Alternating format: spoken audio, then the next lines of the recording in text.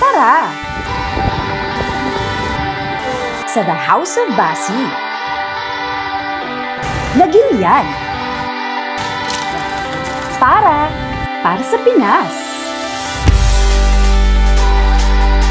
Napakasikip na po at saka napakainit yung old building ng Marcos Building.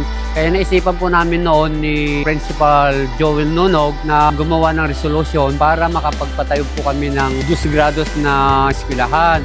So sa tulong po ng ating mga opisyal ng local government units and then our congressman, maiparating po kay Senator Win Gatchalian ang hinaing po ng Barawa Sur na magkaroon po ng makabagong facilities tulad ng magandang building po na ito.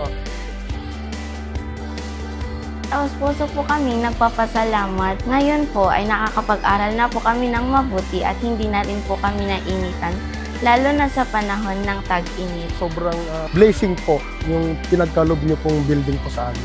Sa 37 Barangay, napakaswerte po talaga namin. Agyaman kami! Sir Win Gatchalian, mabuhay! Para sa ating mga kababayan sa Nagilian, La Union, magtulungan tayo para sa Pilipinas.